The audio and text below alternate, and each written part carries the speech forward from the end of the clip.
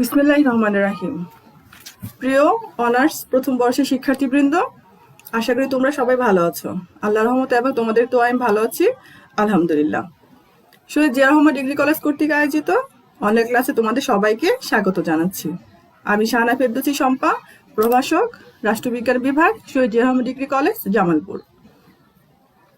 আজ আমি তোমাদের অনার্স প্রথম বর্ষের স্বাধীন বাংলাদেশের অভ্যুদয়ের ইতিহাস এই বিষয়টি নিয়ে আলোচনা করব, যার কোড নাম্বার হচ্ছে 211501। এই বিষয়ের বাংলাদেশের সমাজ ও জনগোষ্ঠীর উপর ভূপ্রকৃতির প্রভাব আলোচনা করো, এই টপিকস নিয়ে তোমাদের সাথে কিছুটা শেয়ার করব। আশা করি তোমরা ক্লাসটি মনোযোগ সহকারে উপভোগ করবে। আর ক্লাস শেষে আমরা কি জানবো? ক্লাস শেষে আমরা জানবো বাঙালি যে আছে জনজীবনে ভূপ্রকৃতির প্রভাব কতটুকু, সেটা সম্পর্কে আমরা আজকে ক্লিয়ার জানতে পারবো। তাহলে চলো শিক্ষার্থীবৃন্দ, আমরা এখন ক্লাসে চলে যাই। প্রথমে জানবো সারা দেশের জনজীবনে ভূপ্রকৃতির প্রভাব বিশেষভাবে লক্ষণীয়। বাংলার জনজীবনে ও ভূপ্রকৃতির প্রভাব থাকবে, এটাই স্বাভাবিক। বরং বলা যায় যে ভূপ্রকৃতির এইসব অঞ্চলে জনজীবনকে বহুলাংশে অনেকাংশে নিয়ন্ত্রিত ও প্রভাবিত করে থাকে।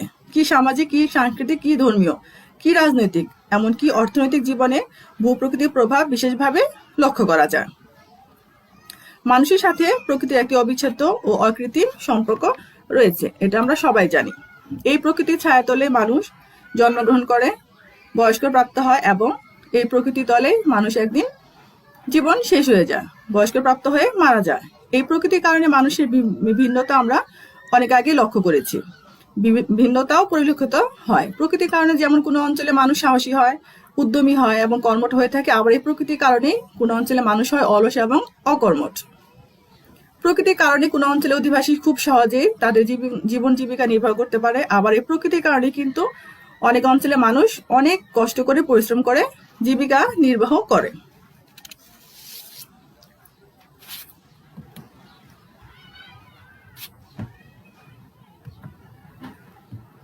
এখন আমরা জানবো যে বাঙালি জনজীবনে প্রকৃতির প্রভাবগুলো কি কি, সেটা এখন তোমাদের সাথে আলোচনা করব।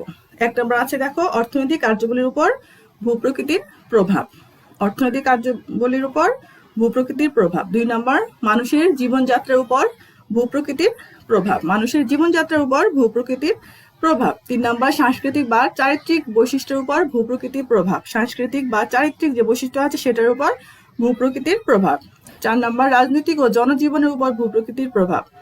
রাজনৈতিক ও জনজীবনের উপর ভূপ্রকৃতির প্রভাব। 5 নম্বর, যোগাযোগ ব্যবস্থার উপর ভূপ্রকৃতির প্রভাব।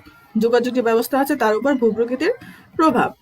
6 নম্বর আছে, নগরায়ন ও শিল্পায়নের উপর ভূপ্রকৃতির প্রভাব। নগরায়ন ও শিল্পায়নের উপর ভূপ্রকৃতির প্রভাব।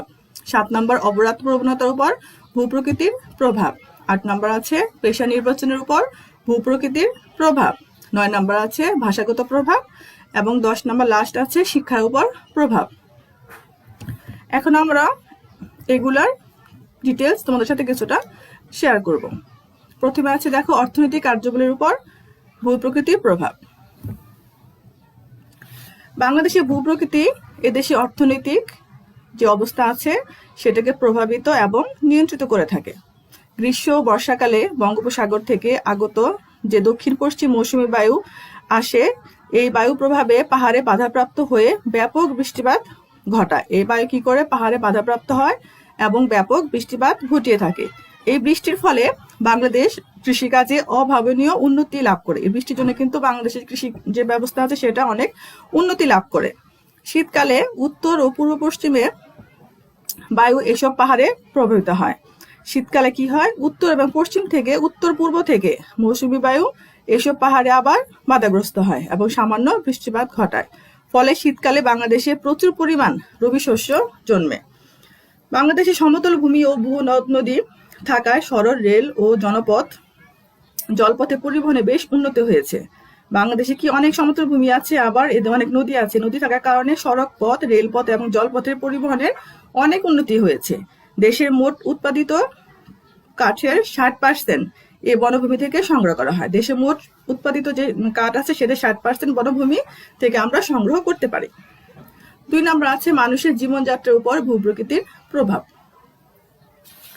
বাংলাদেশের সমভূমি অঞ্চলগুলো মানুষের বসবাসের উপযোগী। আমরা কি করে সমতল জায়গায় কিন্তু আমরা বসবাস করি, সেই সমতল জায়গা আমাদের জন্য বসবাসের জন্য উপযোগী।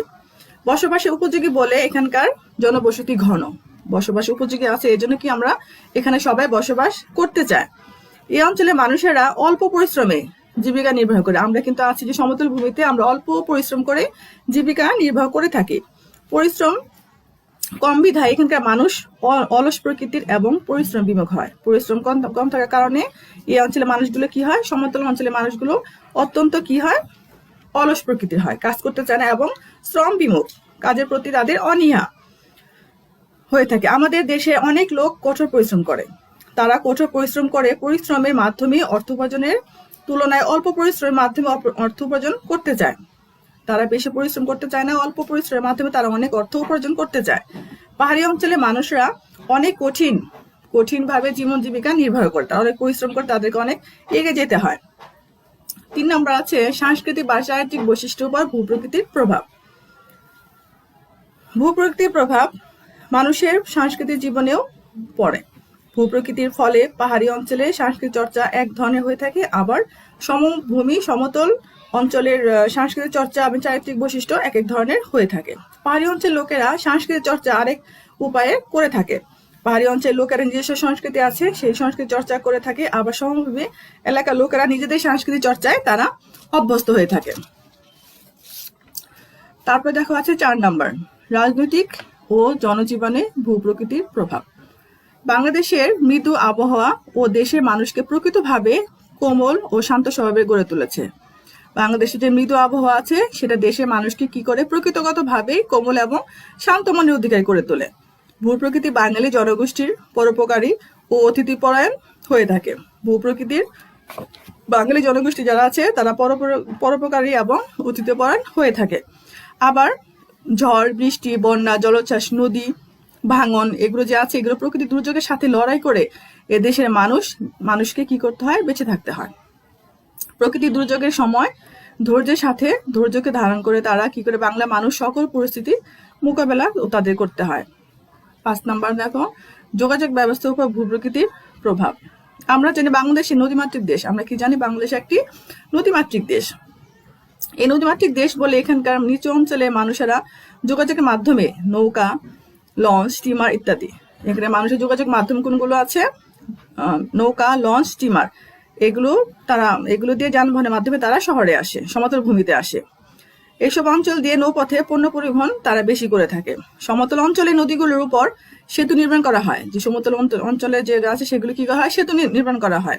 সেতু নির্মাণের ফলে যোগাযোগ ব্যবস্থা কি হয়, অত্যন্ত সহজ হয়ে যায়। সেতু নির্মাণের ফলে দেশ অনেক দূর এগিয়ে যায় এবং যোগাযোগ ব্যবস্থা অনেক ভালো হয়, একটু সুবিধা হয়ে যায়। বাংলাদেশের পাহাড়িয়া অঞ্চল যোগাযোগ ব্যবস্থার জন্য অনুকূল নয়। পাহাড়ি যে অঞ্চল আছে তারা ইচ্ছা করলে শহরে আসতে পারে না, তাদের অনেক পিছিয়ে থাকতে হয়। 6 নম্বর আছে নগরায়ন ও শিল্পায়নের উপর ভূপ্রকৃতির প্রভাব। বাংলাদেশের নগরায়ন শিল্পায়ন ও শিল্প কলকারখানার স্থান নির্বাচনে ভূপ্রকৃতি গুরুত্বপূর্ণ অবদান রেখেছে।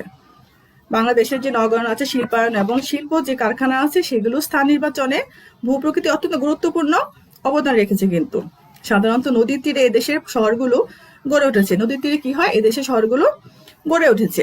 চট্টগ্রাম খুলনা বাগেরহাট ঝালকাঠি চাঁদপুর এই কারণে এই বন্দরগুলো শিল্পনগর হিসাবে প্রতিষ্ঠিত হয়েছে। নদী তীরবর্তী স্থানগুলোতে গড়ে উঠেছে অনেক শিল্প কারখানা, গড়ে ওঠে আবার অনেক শহরও কিন্তু এই নদীর আশেপাশেই গড়ে উঠেছে। এইসব শহরগুলো আমাদের দেশের জাতীয় জীবনে বহুকাল আগে থেকেই তাৎপর্যপূর্ণ ভূমিকা রেখেছে। সিলেট অঞ্চলে ছোট ছোট পাহাড় এবং সেই সাথে প্রচুর বৃষ্টিপাত যা চা শিল্পের জন্য অনেক ভালো, অনেক উদ্যোগী। রাজশাহীতে রেশম শিল্প যে আছে সেই অঞ্চলে গুটি পোকা চাষের জন্য ভূপ্রকৃতির জন্য গড়ে উঠেছে। কিন্তু শুধুমাত্র ভূপ্রকৃতির জন্য এক এক দেশের এক এক ব্যবস্থা এক এক রকম হয়ে থাকে, অর্থনৈতিক ব্যবস্থা কিন্তু এক একভাবে এক এক রকম হয়ে থাকে।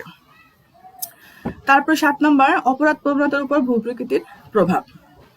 ভূপ্রকৃতির উপর অপরাধ প্রবণতার কম বেশি প্রভাব রয়েছে। কিন্তু এই ভূপ্রকৃতির উপর অপরাধ যে প্রবণতা সেটা কম বেশি পরিলক্ষিত হয়। গবেষণায় দেখা গেছে সমতল অঞ্চলের তুলনাভাবে অপরাধ প্রবণতা কম হয়, সমতল জায়গায় কিন্তু অপরাধ প্রবণতা কম হয়। সমতল অঞ্চলের লোকেরা বেশিরভাগ শান্তিপ্রিয় এবং নির্বিবাদী হয়ে থাকে। তারা সহজভাবে জীবনযাপন করে থাকে, তারা সহজভাবে জীবনযাপন করতে অভ্যস্ত। অপরদিকে পার্বত্য অঞ্চলে অপরাধ প্রবণতার মাত্রা অনেক বেশি। উদাহরণস্বরূপ আমরা বলতে পারি বাংলাদেশে যে পার্বত্য অঞ্চলগুলো রয়েছে সেগুলো পাহাড়ি এলাকায় অপরাধ প্রবণতা বেশি হয়।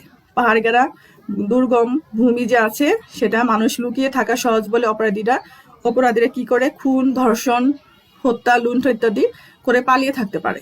ফলে সেই অঞ্চলের অপরাধ প্রবণতাও বেশি দেখা যায়। 8 নম্বর, পেশা নির্বাচনের উপর প্রভাব। পেশা নির্বাচনের উপর কিন্তু ভূপ্রকৃতির প্রভাব পরিলক্ষিত হয়। ভূপ্রকৃতির কারণে এখানকার বিভিন্ন ধরনের পেশাজীবী লক্ষণীয়। যেমন শিল্প প্রধান এলাকায় শিল্প শ্রমিক, কৃষি প্রধান অঞ্চলে কৃষিজীবী, নদ নদী অঞ্চলে হলো কি মৎস্যজীবী শ্রেণী সবচেয়ে বেশি লোক দেখা যায়। যে এলাকায় যে এইগুলো পেশা থাকে তারা সেই পেশাগুলো নির্বাচন করে। তারপর আছে 9 নম্বর আছে ভাষাগত প্রভাব। ভাষাগত যে প্রভাব, বাংলাদেশের বিভিন্ন অঞ্চলের ভাষার মধ্যে একটি স্বকীয়তা আছে। এক অঞ্চলের ভাষা কিন্তু এক এক রকম, নিজস্ব একটি কিন্তু আঞ্চলিক ভাষা সবারই রয়েছে।